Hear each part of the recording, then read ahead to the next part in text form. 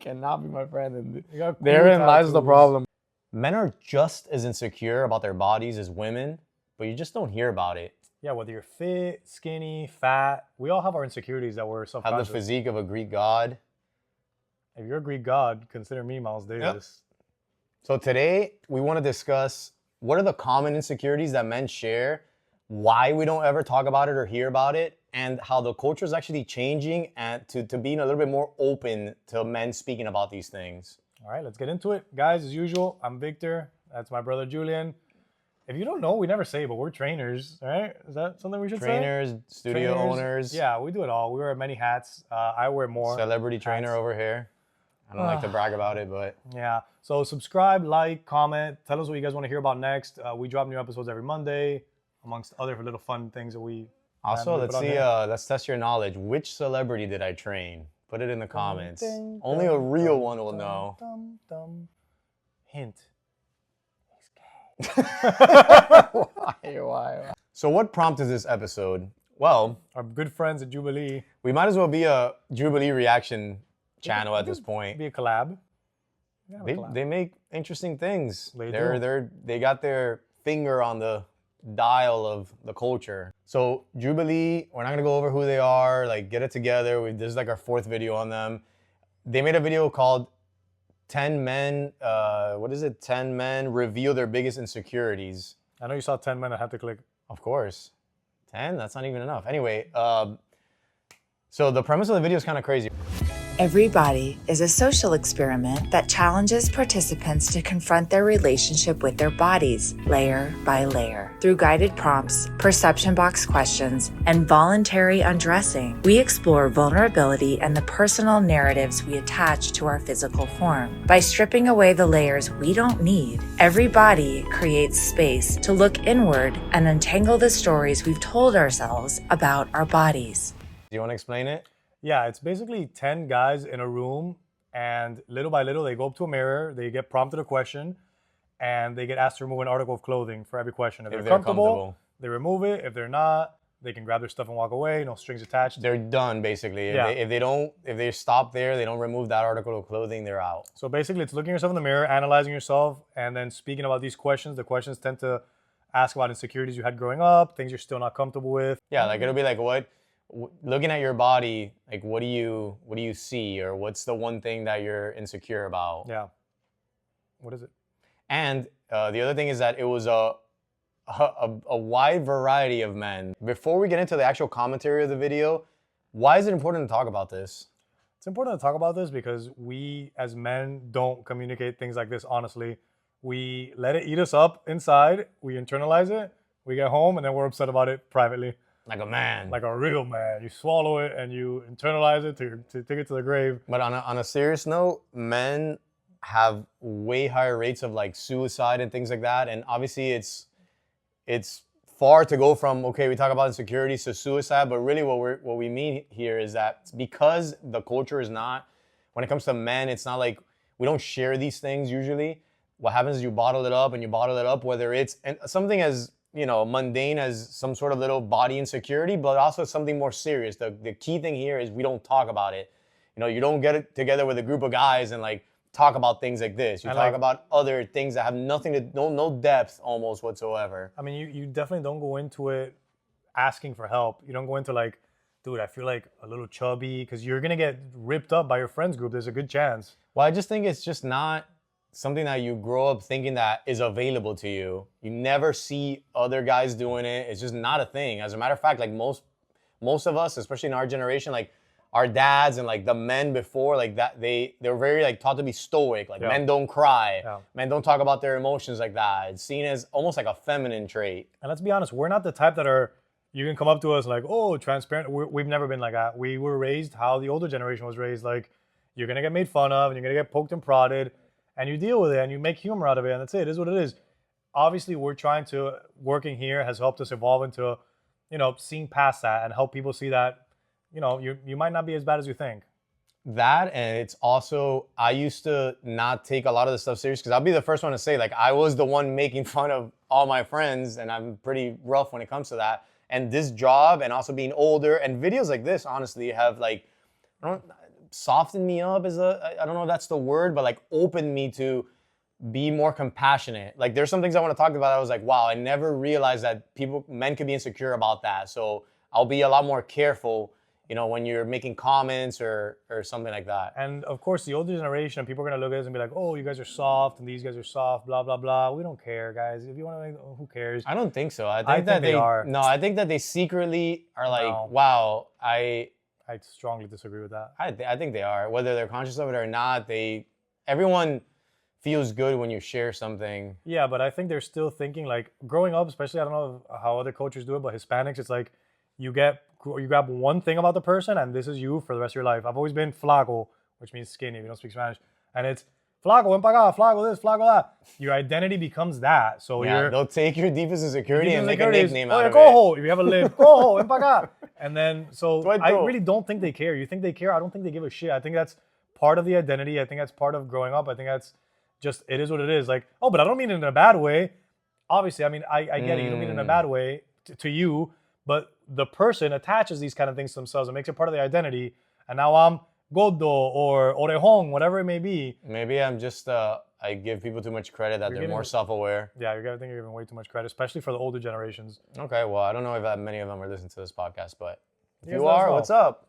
Share it with your friends. Hey, what's up? Yo, boomer. Oh, I'm gonna be completely honest. This episode hit close to home for me.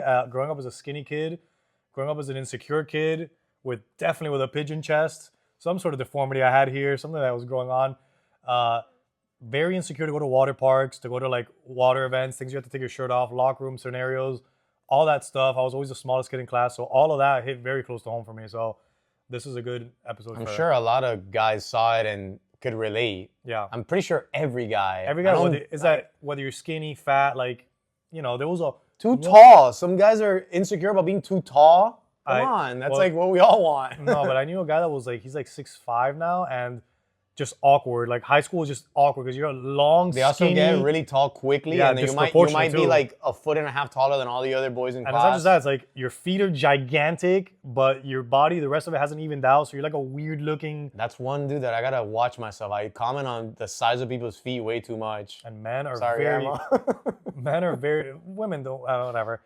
Men are very insecure about that because they tie the whole thing to, Oh. you know what they say about guys with big feet, which is idiotic, but Yeah. it's part of the culture, unfortunately. So So- let's get into the video. Yeah, so first, I have a few talking points here of things that were discussed in the video, but what were some surprising insights for you? Surprising insights for me were, and I can't really say I was surprised because growing up with you, you were in some of the best shape I've ever seen, and you were still highly insecure about yourself. I don't know if you care to say that in front of these people. No, I mean, I complimented you. You're the one that had the mental body dysmorphia. But seeing one of these guys that's huge, he looks like he's like 6'3", traps, jacked, and he's like, I Football wake up in the morning. Yeah, player. wake up in the morning and look in the mirror. And that was something very profound. I think he said that. He didn't say, I want to hype myself up. I want to be like, damn, I want to think nothing. And I think that was very eye-opening for me. I was like, I don't want to be so critical. I yeah. wish I could just look at myself and no nothing, comment. nothing. Yeah. Even not even nothing good, nothing bad, just nothing. I'm at peace. I'm gonna brush my teeth, not even think about it, and just go on with my day, which is crazy to think about. I think so. What you're saying here, which was a surprising insight, is that we tend to think that if I were taller, if I were good looking like that guy on Instagram or this and that, I wouldn't be insecure. And the reality is, even the most good looking, objectively handsome, good looking, in shape guys can be insecure and often are. And I think that was something that was fascinating in the video. They had a kid that was in a wheelchair, and then they had this other guy, the 6'3" football player. And it's Not like, just in a wheelchair, he was physically deformed. Yeah. Like he was like small, right? And yeah, so that guy and this other guy that are two, or what you would think two extreme genetic opposites, both feeling the same way is pretty crazy. Yeah, and I gotta say, I love what that kid in the wheelchair was saying, because it does take a lot of mental resiliency to grow up like that and know that you're different from everybody else and how you deal with those insecurities. I think he was my favorite one. Yeah, he was very profound. The things he said, he was very honest, and I think that he was a really good guest to have on there. Agreed. So one of the things that, like I alluded to earlier, that was an insight for me is that guys can be deeply insecure about being too skinny. And like you said, you as a former skinny guy, I know people sometimes still call you skinny. I wouldn't even categorize you as skinny anymore. But for 30 years of your life, you were the skinny guy. Let me get out of the way that just saying that I had to double loop my belts. Put an extra hole in it. I had holes all the time. Could never wear it when I went to church and shit stuff. I would look like I'm wearing my dad's suits, even if they were mine, because everything was so big on me. I had a fear that I was gonna fall off roller coasters. You're an asshole. Laughing at all this. I had a fear that I was gonna fall off roller coasters. Legit, I had recurring nightmares that I was gonna slip through the crack of the roller coaster. Fair So enough. Yeah, go ahead, go on with your skinny. Well, I think also part of that is that, you know, men are supposed to be muscular, like the bigger the better, the taller. And obviously, I'm sorry, but women don't help our cause with the whole height obsession. Yeah. Like, I see these interviews on Instagram all the time where it's like, Moronic. how tall should a Moronic. guy be? 6'4", and make $500,000 a year. It's like, what are you smoking? Anyway, you got to be taller, you got to be bigger, you got to be more muscular. And to the average person, especially that like older boomer or especially a Latino, what are you complaining about? You're skinny. Everybody wants to be skinny. Yeah. So they have no problem like beating you over the head with the fact that you're skinny. You're skinny, you're skinny. Or God forbid, it's like, bro, you need to eat something, man. You need to eat some steak. Give Like, this guy you a need to eat burger. yeah, give this guy this, give this guy that. So, you know, it's something that I never, because obviously if you're like the chunky kid, everybody understands like the struggle of being the chunky kid. But being the skinny kid, I feel like they don't take you seriously. That's something that you could be insecure about. What do you think? It's something that even nowadays I see somebody come into the gym and they're like, oh, I want to put on a few pounds, and I'm like, you're like, we can connect here, because that was always my struggle growing up. And it was like you just said, you're not taking it seriously. It's like, I want to gain some weight. Oh, boo-hoo. It's literally the same response every single time I have the scripted. That's right. I'm so sorry for you. You have to eat more. You're skinny. That's not how it works, jackass. Yeah. So these people don't think about it. And like you said, not taking away that it's easier to be the chunky kid, because it's not. Like, you're still ridiculed when you're trying to play sports. Like one of these guys mentions, you're ridiculed when you're trying to play sports. It's like, what are you doing out here, fatty? Like all that stuff. But the skinny guy, like you said, is never taken seriously. A skinny person is never taken seriously at all. Which hurts more, because you feel like if you didn't want to talk about it before, you're definitely not going to want to talk about a struggle that is not even taken seriously as a struggle. No, it's like, what kind of struggle? That's not even a struggle, dude. Yeah, you're being shit on left and right by everybody you mentioned it to. Yeah, one of the things that one of these kids said is that they would wear baggy clothes. And it's funny, I've been looking around and I always wondered, like, why do these high school kids wear sweaters in 97-degree weather? And now I'm thinking, maybe they're just trying to hide. Yeah. Like, I feel like a lot of times people wear baggy or big things, like it's a representation of their state, and they're just trying to hide under those baggy clothes. Yeah, I was never to the point that I tried to hide, but I definitely was not comfortable taking my shirt off and things like that. And it doesn't help, like you said, being Hispanic, like, we're a very aggressive culture with each other. Flacco everywhere you go. I remember our cousin in the water park in front of girls, man. It was so humiliating in front of girls. But what the hell is this? What's going on with your chest? Why does your chest look like that? Oh, bro, look at these legs. That's canilla, bro. And I was like, dude, off, man. I'm glad you're... That's wow. Okay, moving on. So no, that brings up something really interesting. 3 of the guys in the video, so for the uninitiated, I feel like every woman listening, there's a phenomena amongst men where we call either bird chest or pigeon chest to dudes who don't have much of a chest. Or I don't know why. Sometimes you just go... I'm guilty of many a times doing the cooing. Milo, shout out Milo. You and I, bro. No, I'm Maynard. No, but Milo and I were the ones that you would destroy every time we were here. Milo's like, I got a cutting board, See, chest. I got a cutting board. No, you're definitely the bully. Nobody's debating that. And that's the thing is that first of all, I didn't know it was a universal thing. I didn't know that guys everywhere had the whole bird chest thing. Yep. And I don't even know why they call it a bird chest. birds It's are one of like... those things that, it's one of those things that you just repeat without really even knowing why. But it's a kind of a slur, for better word, for guys that don't have a muscular chest. And that gets to you, man. Like, there was one guy that was like, everything was like about building his chest, you know? So at least he could be proud of that. He doesn't have a bird chest. He even talked to the other guy. He's like, man, you have a nice chest. And like, I don't know. It's just these things, like I said earlier, these things stick to you. Whether you like to think they do or don't, it becomes part of your identity. Then you look in the mirror and you're like, damn, I do have a skinny chest. I do have skinny legs. And like I've mentioned before here, I've had skinnier legs than any woman I've ever dated. So At one point, that was an insecurity. When was it that you finally got the thighs rubbing, that you Oh, discovered? two or 3 years ago, the I phenomena started getting of thigh rubs. Yeah, it was pretty cool. You had the nice thigh gap there. By the way, that's my own thighs rubbing. Nobody was rubbing my thigh. Another insecurity that I had about this was going out to eat. As a skinny guy, I know there's some skinny people that eat a lot. I never ate a lot. You So don't I had finish your food. I had the insecurity of you're on a date, the girl's eating. Sorry. Yo tengo, yeah, see, this doesn't help. And I have half my steak, and I'm like, I'm full. Can I take it home? Like that's a whole thing. So me lo tragaba, dude. I would swallow it. Look, he can't even look at me. He can't even look at me. So that's a whole other stigma. Like all these things are things that add up, and they like just become your identity It's a of crazy insecurity the that skinny you guy. can't finish your food. I know. But no, I mean, I'm sorry. I'm not because I have confiance leaving with you all and my of this. brother, but I'm leaving all of this. I am the problem. I also I'm don't give a realizing shit here. anymore. I'm realizing here that I'm the problem. You're absolutely the problem. Like if you were a client, I would have been laughing in your face. Yeah, I like probably this. would. You'd probably tell me after, like, bro, this guy couldn't finish a meal. So I've gotten to the point, luckily, that I really don't care anymore. And I see some of these guys who are like hoping that they can get to the point that I'm at now that. But it takes a while, right? That's why you man. gotta tell these young kids, like, man, it takes a while. Like you get to the point where you care less and less. It takes a while, and it takes a good support system. It takes a significant other that cares about you, genuinely doesn't care. Like, because I look in the mirror and I'm like, God, I'm wimpy. And then my significant They're other not will be like, scrawny. they're nice. They'll be like, no, you're not. Like, look how much you've gained in the past, like, Yeah, if you guys shirts know, don't I've gained, fit you anymore. I've gained like 30 pounds in the last like 4 years, which is a huge deal for me. So I still see myself, I tell them all the time, I'm like, I'll hold up a medium shirt, I'm like, or a large shirt, I'm like, this is huge. This is huge. It's never gonna fit me. I put it on, it's like tight. I'm like, oh, I guess I'm not that skinny guy I used to be. We also weigh the same, weirdly enough. Yeah, we weigh the which same. is never a thing.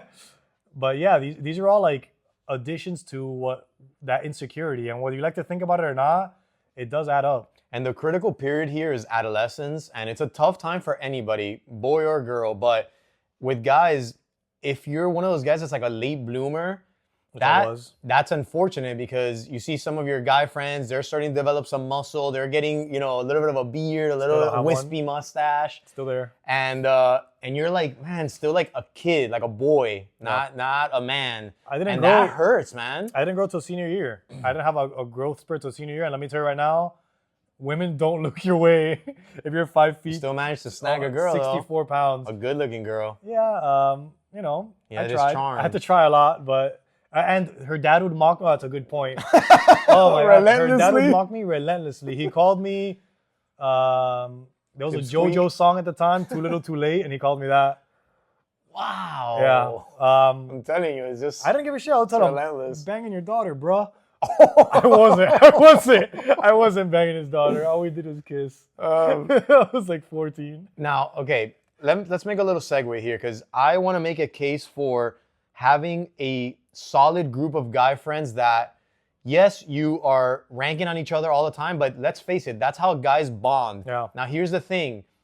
It has to be people who have your back and who have your best interest in mind. It can't be an actual out of maldad. How would you say it in English? Yeah, malice. Yeah, out of malice. Like some guys are mean to be For the mean, sake of being like mean. actual bullies. Or from their own insecurities. We, like for example, at BFit, we have a little group of guys that we're older, we're past all that, kid stuff, and we shit on each other relentlessly. Carlos is a big nose. Your Carlos your worst insecurities, we're gonna point them out, but we all know that at the end of the day, like, you're my brother, I got your back. Yeah. And if the time comes up where we do have to have a serious conversation, you could do that. You can't be, unfortunately, and we've had friends that we've had falling outs with where they can't take it. They can't because they take it too personally, and now all of a sudden you kind of ostracized from the guy group. There is, every person that's played sports, every person, they call it locker room talk and all that, but it's true. Guys bond over that. So my advice to young men would be, own your insecurities. Be the first one. We've gone to a point where we're the first one. Go tell me something because I'm gonna shit on myself even worse. And I don't care what you say about me. But call each other the Balding Brothers.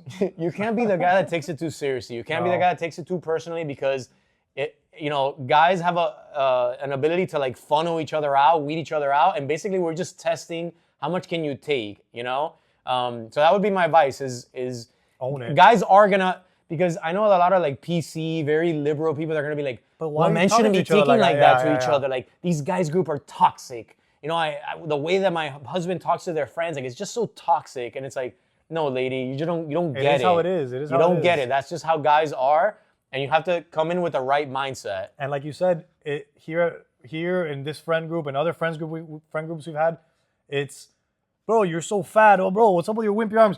Guess what? Hey, where you been? We're waiting for you at the gym. Hey, let's go work out. Let's go play sports. How are your kids doing? It's not a, let's go do bro, a family you're day. fat and you suck because you're fat and this and that and Yeah. everything is bad. No, it's like we're ripping at each other. You rip on me, I rip on you. At the end of the day, we're here working out. We're trying And to we better see each other. we see you doing something impressive, and it's like, oh, Yo, look at this yeah, guy shouting you out. benching 230. Yo, Like, your good arms job, looking bro. good.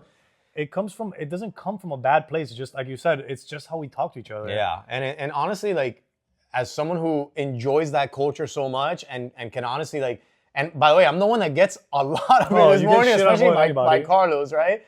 And it's one of those things where it's like, it's funny. It's, if you get to that point where it doesn't affect you personally like that, it's funny. However, I can understand that if you've been struggling with something your whole life and you're insecure about it, and then some guy comes at you right away with that, that can hurt. You Yeah. can go back home and think like, about that for a while. Damn, I do have a blank insert insecurity Damn here. it, they found out about my. Now, there's a part in the video where once they get down to their underwear, they ask the women that were there to step out of the room. Why are there women even there? It's wild, yeah. So apparently there were women there, and the moderator's a woman, which I think was a mistake. I- And it's like, all right, women, step out of the room. Really quick before you even add anything to that, men behave differently in front of women, whether you like to believe you do or don't. I don't care if you think you do or you don't, you do. Whether you're watching what you say more or you're trying to act a different way, you do. You just do. Mm-hmm. You're trying to make yourself more presentable. Like I saw one of the guys standing like this the whole time, and I was like, Yeah, that was funny. like clearly you're just trying to like posture up, you're trying to look taller, you're trying to pop your chest out more. When you're in the group of guys, you might not do that. So I disagree. They shouldn't have been any women in there at all. Exactly. So anyway, they get down to their underwear, and now the last prompt is, Take off your underwear and look in the mirror. Now, before you do that, are you comfortable removing this layer? Yeah. and Okay. boom. So the cameras are now. Oh, the not you, please. video. The cameras are now from the waist up, and it's like they're asking you now to basically get naked. And out of 10 guys, only 2 of them decided to stick around with that. Everybody else like grabbed their clothes. They were like, screw that. I'm not getting naked in front of, because it's not just, obviously they're not showing your penis on YouTube, Yeah. but this is a video that's gonna go on YouTube, and now you're like as vulnerable as can possibly be, completely naked in front of a film crew. What would you have done? I would have left. I would have left, but maybe if more people had stayed, I would have fluffed myself up. No, I'm just kidding. I would have stayed, but I would have been, I'm like, damn, dude, you guys are huge. Just to be like the cool, the funny guy, you know? Yeah, Like, no. damn, but you guys are all huge, you know? Like, to kind of make them feel better about themselves. But I don't know. I kind of like to do that with people. I'm out of there. I like to make people feel better about themselves. But so let's talk about that though. Why do you think, I mean, it's as obvious as that might seem, why do you think most guys didn't stay? Oh man, how much time do we have? It's such a big taboo. Like we've been judged and criticized and commented on, and your self-value comes from your member for so long, from your penis, and like blame popular culture, blame pornography, blame all these things that like basically judge you if you don't have a blank penis, whether it's whatever you want to call it. Mm-hmm. So I mean, I don't blame them for leaving. I don't blame guys that don't want to get in the locker room and shower. I don't blame anybody for not wanting to do that. And it's funny because we hear all the time the average penis size is what, like 5 point something inches. Damn, that's huge. Wow. But we all have that knowledge. However, I feel like most guys, unless you're like hung like a horse, most guys are probably like not super comfortable with where they're at, even though they might be either average or above average. Yeah. So that's why I feel like you never feel like you measure up. No pun intended. Yeah. So Agreed. I think, I mean, it's obvious why you wouldn't want to. And like I said, like so much of your self-worth, even though, let's be honest, how often are you using it? How often are you impressing people with it? How often are you disappointing people? Like, it shouldn't be your self-worth. It's just another part of you. Like one of the guys in the video said, his is heavily curved, but it's like the motion in the ocean. How is somebody going to judge you for something that they have no idea, like, just by looking at you? But we do value, like, put a lot of our self-worth into that. For sure. unfortunately. Yeah, that was my next question. How much of your masculinity do you think is tied to your A lot size? a lot of it without really affecting, you know what I mean? Like, doesn't affect your day-to-day. Well, Having but- a bigger penis doesn't make you stronger. Yeah, but look or- at it this way. If you can be self-conscious about being too skinny or not your chest not being big enough, imagine the one thing that really does matter when you do, because you know a lot of the stuff that we do is to court women, right? Is to be attractive to women. At the end of the day, biologically, that's what we do. once you court, you get the job done, you look the part, now it's time to take your pants off. Arguably, that might be one of the more important things. So if you can be insecure about your chest size, of course you're going to be insecure about your penis size. 100%. You're not inserting your chest into somebody, so I would say you. Are you? It's an odd thing to say. It's odd phrasing, but you know what I mean? Yeah, but I mean, it makes sense that you would tie your masculinity to it. You can also disappoint, and that's something I think that all men are like in the back of their head is like, you don't want to disappoint. I think that's ultimately what it comes down to. For sure. Have you heard about that study or that? It's not a study, but have you heard that male chimps that have like smaller balls have to like scream louder? Yeah, it's the old I'd say that day, you know. It's the little guy driving the big pickup truck. Little guy driving the big truck. Yeah, it's that classic the chimpanzee world. Overcompensation. But you see it in the in the animal world too. Animal kingdom. And I feel like men, we all know guys that are like overcompensating. 100%. Whether that's because of their size down there or their size overall, but I personally think that it's messed up to judge people on something that they have no control over. I've always been the type of person that I can kind of poke fun at you or dare I say judge for something that you do have control of, like a behavior or you're just being lazy or you choose not to put effort into that. But something that you're born with or that you had no, say in, I think it's so messed up to judge somebody harshly on that. Yeah, like your height.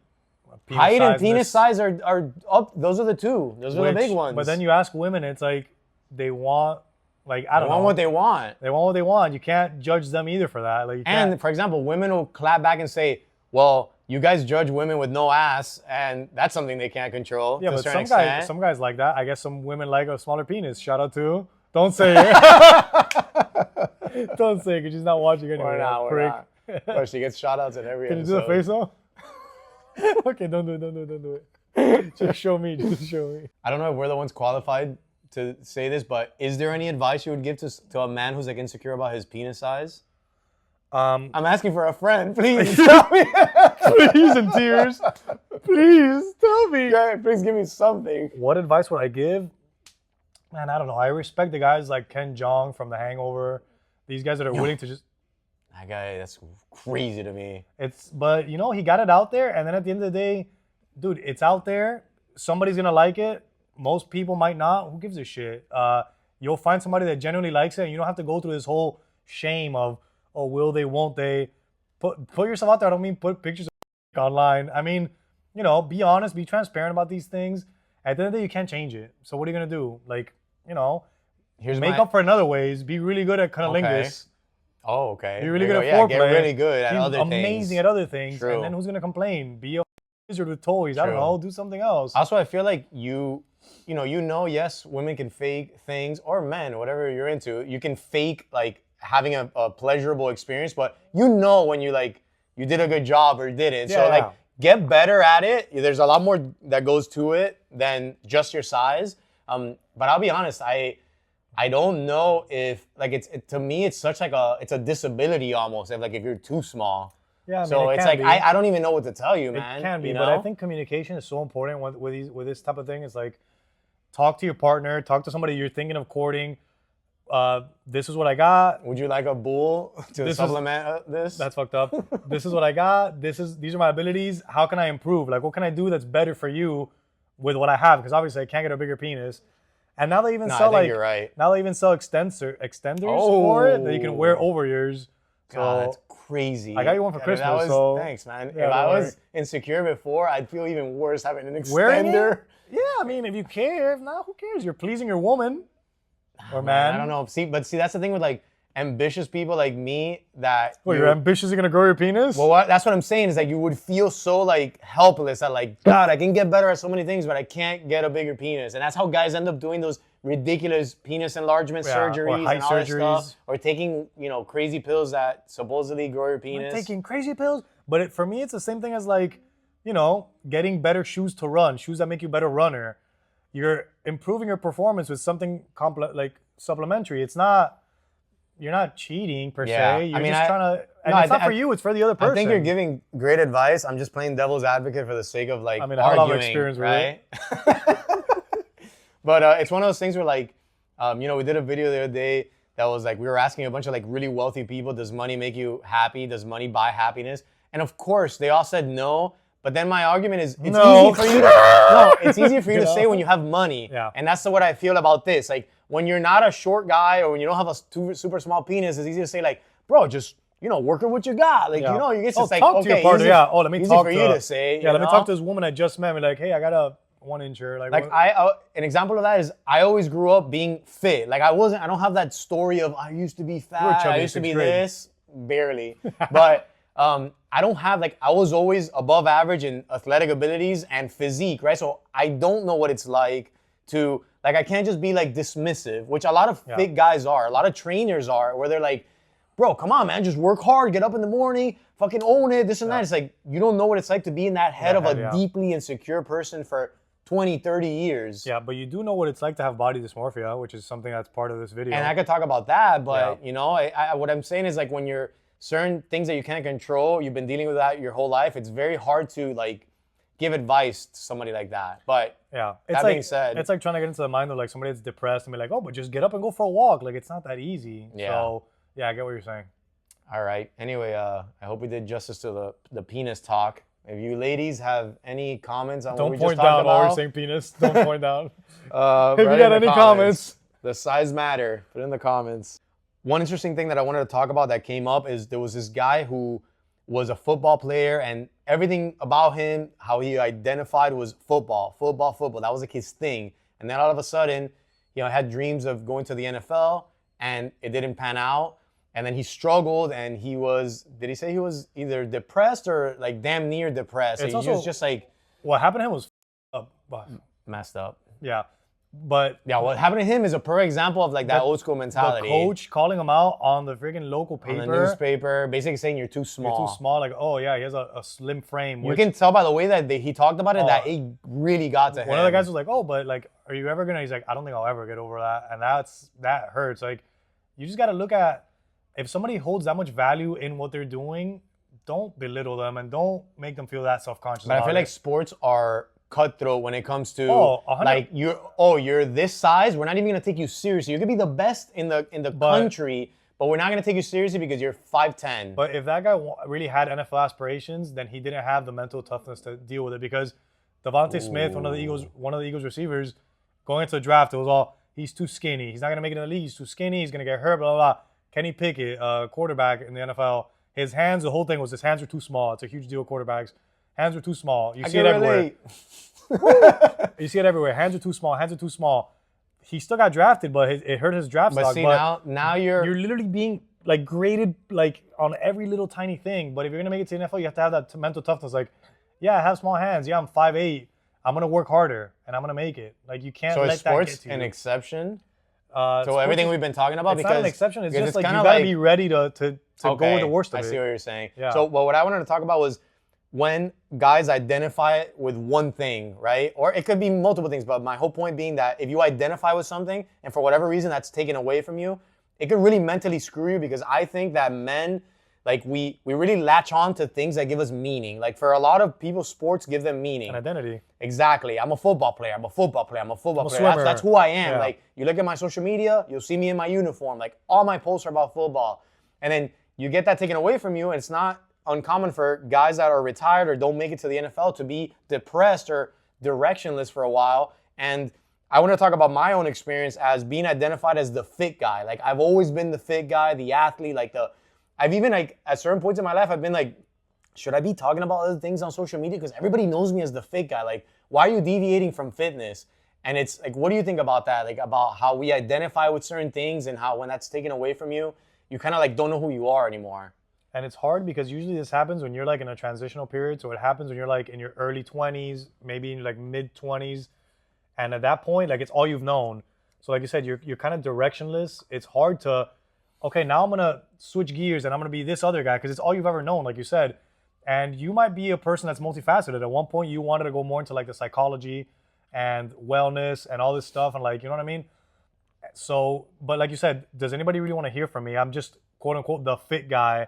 So does anybody care what I have to say? I think it's a hard road to navigate. And to be honest with you, I think you just got to be honest with yourself. And that's something that's really hard to do is be honest with yourself. What do I really like? What am I passionate about? And, try different avenues because you never know what else you're going to find that you're passionate about.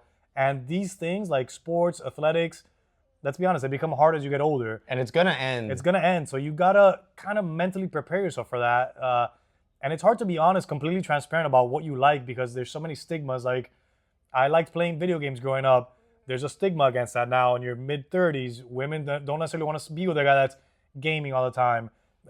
When you're growing up, you might like anime. You might get made fun of for liking anime. So I think it's very important to find yourself a friend group or to even be honest with yourself and be like, what else am I passionate about? What else do I care about that I can latch onto? And like these different parts of my personality make me who I am. I'm not just the fit guy. So that's a perfect segue to what I would advise someone that's struggling with that, which is like there's much more to you than I like football, I play football, way more to you. And what happens to these young men is that because they've gotten so much attention, because that's another thing, if you play football, you get a lot of attention and it's something that's like, you know, highly glorified. sought after, Yeah. right? So that's taken away from you. Same with me being fit. Like my first few injuries, it's like, wow, I can't be the guy that does crazy jumps anymore. Like my leg is messed up for like the next 6 months. That's crazy. So there's a lot more to you. What's happening there is that you've never explored anything deeper about yourself than I like playing football, or I like playing video games. Like there's so much more to you as a person. So I feel like it's more of like a inner reflection type thing. And then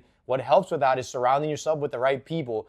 If you only surround yourself with people who only like you because you play football, or only like you because you have money and cool cars, or only like you, whatever, for name, whatever the thing that you're into, then guess what? When that gets taken away from you, those people leave. And that's the person that's like, wow, people are so fake. No, is that you're hanging out with the wrong people. If you hang out, you know, you cultivate a group of friends or acquaintances or people that doesn't matter the car you drive or whether today you're playing football and tomorrow you're doing something else, like they care about you for who you are. But unfortunately, a lot of people don't realize who they really are or never go deeper until way later in life, which is okay. I mean, it's a journey at the end of the day.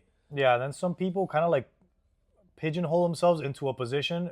Am I using pigeonhole correctly? Yeah, absolutely.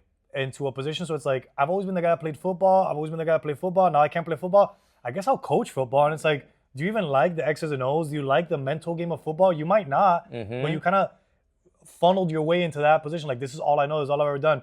People definitely have to explore themselves. And like you said, find a support group, whether it's a significant other, friends that genuinely care about you, that we can go to a bar and just talk. We can go play golf and you do that.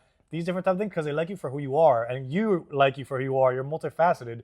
You have to express yourself first and foremost so that people actually know who you are. Understand you, yeah. You can't say people are fake when all you've ever shown them was you're a football guy. You know, one of the problems that exacerbates this in this day and age is social media, because we're all trying to craft an image of ourselves. A persona. Exactly. And if you craft it a little too, you know, where you go too niched, then yes, people are going to perceive you as the guy or the girl that only does this. Oh, you're the mobility guy. You got to just be careful with the way you put yourself out there online, because yeah, of course they see you as the whatever guy because that's all you ever portray yourself as. So, and of course it's a lot harder to be vulnerable on social media, to show maybe something that's a little geekier. Yeah. But the people that you see that are really truly are themselves, like they're themselves on social media, they're themselves in real life. Like they don't care if the post gets half the likes because they're happier they posted too. an anime poster or whatever, you know? And they're happier. And that's why I love people like Jamal Williams, the running back. I think he's still in the Saints, who's a super anime nerd. And he's always like, Agasake. He's always like doing weird things like that.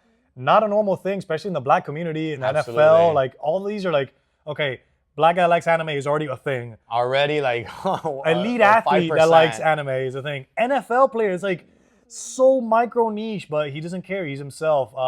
My man crush, Henry Cavill, the old Superman, super nerd, extreme computer nerd, but likes dogs, cooking, going out, hunting. Just a multifaceted guy who's not afraid to show it, and people respond to it. Yeah, I think again, it's like that takes confidence to 100%. Do that. So it's something that you obviously have to work on. It's not just gonna be like natural. 100%. That's why these young guys, you see them like the new thing on Instagram with young people is like they'll have 3 posts. That's it. I'm not giving you any more about my life. Probably it's gonna me be on top of a it's gonna car. Be me making some sort of sign with my boy. Yeah, with a car that we rented for grad night, but whatever, for prom. And I'll post about the football game. I'll post about the NBA That's game. it. I'm not giving you any more. I'm not posting a picture of my mom or somebody that I genuinely care about or somebody that I'll be devastated if I lost. Or my dog, you know, like no, because it's not cool. It's like me and the Jordans in front of a cool car. And it's like, as an older guy that's past that phase, I see it as a little bit ridiculous, but then I'm also like, I have to remember what it was like to be 100%. 17, 18, 100%. you know? And I was peacocking too. And being vulnerable is not celebrated at that age. You're no. mocked relentlessly. As somebody in their mid-30s now who has accepted the fact that I'm a goofy, weird guy, and you guys tell me all the time that I'm the weirdest person that you know, which thank you, by the way. That means a lot. You got to just own it, man. You got to own it, and that's going to ultimately lead to being genuinely happy. But I feel like, again, it goes back to your environment, because if you are the type of kid that's 16 and you're like, all right, I'm going to be vulnerable on social media, and then you get to school and the kids destroy you, that's not good. But then if you find the right group of people that you can be like that around, they're like, oh, wow, I can be myself, and they're still cool, you know, then that's, you know, you're in the right type of environment. And that's what people love about our gym, is that they come in and they see it's super wacky in here, where nobody takes themselves too seriously. Like, that's the culture we've created, and it allows you to open up and show that weird side of you. And I honestly think that's what makes us like have such great retention and such a close, like, tight-knit family, is that weird. Everybody, well, they can be weird, because everybody is weird. That's what I'm saying. I generally mean everybody has their weirdnesses. Exactly. You're just afraid to show them. Yep. Okay, if you're comfortable, let's finish the podcast with our shorts off. All right. Whoa, damn. Woo! Wow. Last thing I wanted to talk about is that you can be so insecure about something that you resort to drastic measures to try to change said thing. And you see this all the time. You definitely see it in the fitness community, but whether it's steroids or disordered eating, developing an eating disorder because you want to attain a certain physique, you want to look a certain way, you hate a part of you so much that you just do whatever it takes, man. Like, I don't care how it harms me in the future, especially if you're young. You don't really care what happens 10, 15, 20 years down the line. So it's like, that's the danger of not being open and not being vulnerable, not being patient, not having these type of conversations. And sadly, some people don't have that person to talk to. So that's why it's good to like seek out a good friend or find a good therapist, because we're lucky enough that we had a family that, our family is super critical of us, but like always with love, always nurturing. So if you don't have that, let's say like, I know it's hard for us to think because we never had that, but if you're home and your home life is somewhere that you don't even feel safe enough to be vulnerable, how can you be that way? How are you going to go out and talk to a friend? Like, and that's when you said people get into dangerous situations. They start taking we have no issue with GLP-1s, but you're somebody that doesn't need it and you start taking it. You become, dangerously skinny, or you start taking steroids at too young of an age and you don't know what effect it's going to have. Like, what do you call this guy? Ziz? What was his name? Yeah. The bodybuilder. Yep. Who died before he even hit 30. Yep. Like a few of them. Yeah, it's such a dangerous thing to get into, and it's just because at the end of the day, you're too ashamed to talk about your vulnerabilities with someone, or you have no one to talk to about it. That's really sad. Yeah, and one thing that we didn't mention that is a good time to throw in here is that if you've unfortunately been bullied or like repeatedly bullied about a certain thing, then of course you're gonna be so desperate to want to change that thing that you're gonna, I'd rather be on steroids and like not get freaking bullied anymore. Like 95% of these dudes that you see that get too big, I've seen them, no, not just insecurity, but like were bullied relentlessly when they were young. Yep. I was too little, I was too skinny. So of course, naturally, I want to get as big as humanly possible. It's like, it's a natural consequence of that. So I think a lot of stuff we're talking about, we didn't even bring it up, but being bullied about something is a direct like correlation to you resorting to something drastic. And unfortunately, the bullies are doing it because they themselves have some sort of insecurity. They don't know how to get paradox, out. Yeah. But they are not going to ever talk about it because their release is picking on somebody usually smaller. I would get bullied in 5th and 6th grade for being too small. And I resorted to hanging off a pull-up bar every day and hoping to grow. Wow. Did it work? At least it's not dangerous.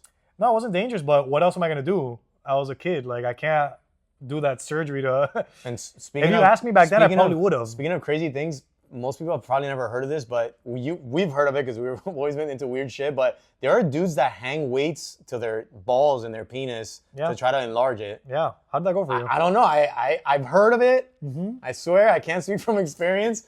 But think about how crazy is that? Like, you're causing yourself physical pain for something that in the back of your head, you know it's not going to work. It's crazy. You're literally tying like weights to your genitalia. And it's such a deep insecurity that like anytime you're on, I'm not going to say that because you only see it on porn sites, the grow your penis 5 inches pills. Yeah. It sucks. Ridiculous. So what I want to tie into this is that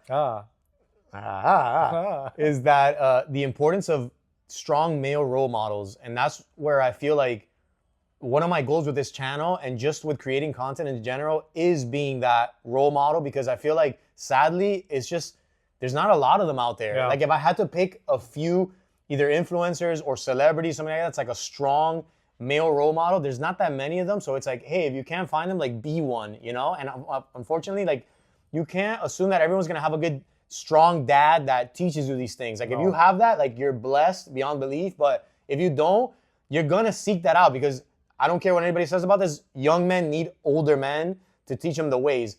Now, mind you, I have the ultimate respect for single mothers. That's not what I'm talking about. What I'm saying is that you have to learn to be a man from another man, you know? So be a good role model. Try to be as good of a role model as possible. Put these type of messages out there. Yeah, and I've known a few couples that are either two females and they're raising a kid and they're raising a boy, and they always get asked the question, oh, but how are you going to raise them to know these manly things? Like they have a good uncle, they have a good coach, they have these other figures, and like coaches you just said, coaches are important. Like exactly. you just said, and these guys tend to, the younger guys, that's how they end up gravitating to a douchebag like Andrew Tate.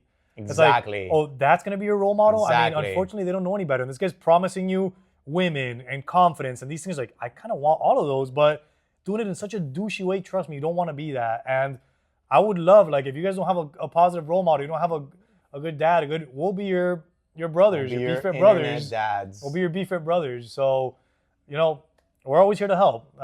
We've gone through it. So. Yeah, it's true though. I feel like if in the absence of a strong, good role model, you get the Andrew Tates. You get people that are gonna sell you something, that are flashy, that the cars, and of course that always comes with like the degrading women and treating women like they're just like, you know, dispensable and they're objects, and I get so many of them. It's called negging? I don't know. Yeah, it's called negging when you talk to somebody that you like and you're like, nah, you're not, whatever, you like treat them badly, it's called negging, unfortunately. So, and that's the thing is that, you know, in the absence of what actually would make you a strong, good man, you get these illusions of what a man should be. And of course, to every 16, 15, 17-year-old boy that doesn't know any better, yeah, it's alluring to have like money and fast cars and like multiple women, not just one woman. Internet fame. But it's like my argument to everybody that hates on Andrew Tate is like, you be the better role model then, or find somebody who's better, because Andrew Tate came up because men were getting relentlessly shit on social media and on the internet. So it's like, you don't have to shit on men. Like people blame feminism. You don't have to shit on men to bring women up and to have feminism. Yeah. So again, we're getting, you know, we're getting a whole nother argument. But my whole point being is that you need strong male role models. Like find them, seek them out. If you can't find them, be one.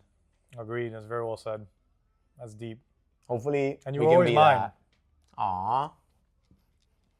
Well, I was kind of shitty for a while. But you get better, man. That's the thing too. You gotta just grow. Like, yeah, realize what you were doing was not great and grow.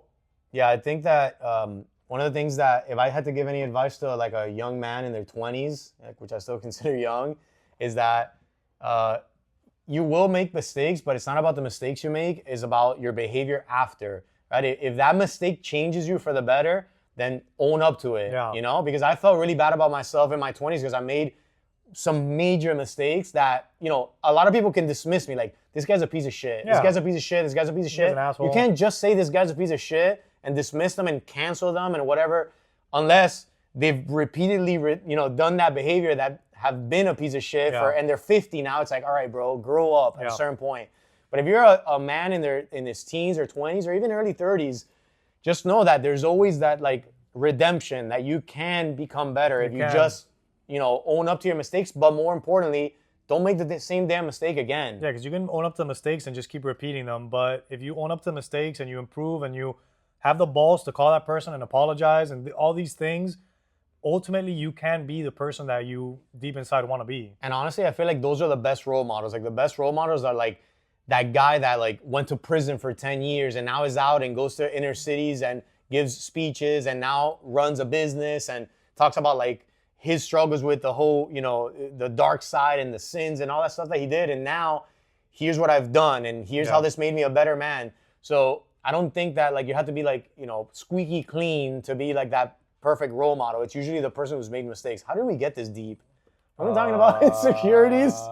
Andrew Tate. What is this? To wrap it up, what can we do to help young men or just men in general with their insecurities? Insecurities are a part of growing up, unfortunately. It is what it is. You grow up, you go through puberty, your hormones are going crazy, you're insecure about your chest, your arms, your legs, all of these things. I think just being open and honest with each other and telling yourself, and like you said, having a good role model, telling yourself things are gonna get better. Hey, you see yourself this way, all you can do is change your behaviors. If you don't like how you look, work out, but don't make it unhealthy. You know, have this healthy balance of your life, have somebody to talk to, be honest, and always be introspective. What makes you happy? Might not be bodybuilding. Like bodybuilding might be what saves you. I might not like it. So really be honest with yourself, I think, is ultimately what it comes down to. For sure. I also think that props to Jubilee for videos like this because it started this conversation. I'm sure many other people have started conversations like this because of the video. So I think it's putting the right type of content out there, you know, which is obviously a little bit vulnerable, but you know, you need to do it. That's part of that growth process as a culture. And I would also say if you're a young man or any man, this happened to me the other day. Somebody opened up to me. Have the emotional intelligence to reciprocate and like be vulnerable back because they're opening up. And now it's very tempting for you as a man to like, Damn, oh yeah, crazy. yeah, okay. Damn, that's crazy. That's crazy. So how about that game? It's like, no, dude, they just told you something that was like deep and vulnerable. You know, show empathy. And then if you want, because you're not forced to do anything, but if you want, like share something about yourself, which is what I did in that instance. Because to me, it's so rare that a man opens up like that. You have to like, boom, let me show you that I'm cool with this, you know? Especially if it's somebody that's never really done it. Then you got to be like, hey, I'm an okay person. Like, yeah, this come is on a safe in, basically. space. Yeah, come on in. Exactly. So let us know what you thought about this. Obviously, it went a little bit deep, but I personally think these are the best conversations. Like, this is what podcasting should be. Yeah. So let us know what you think. And if you have any other suggestions for future videos. And if you want to see me cry on camera. All right, now, if you feel comfortable, take your pants off and see what kind of undies you're wearing. But really, who wears red underwear? Bamboo, baby. Got the bamboos Nice. on. Where do you get Touch those? that. Amazon. Wow. Very soft. Guys, thanks for... Oh! You're wearing red underwear? I am. Wow, you have really weird underwear. The color is cheaper. You think so? I got them at Ross. Who wears red underwear? Well, they're not all red. Stop. Don't show that. Guys, thanks for tuning in to another episode of the Beaver Brothers Podcast.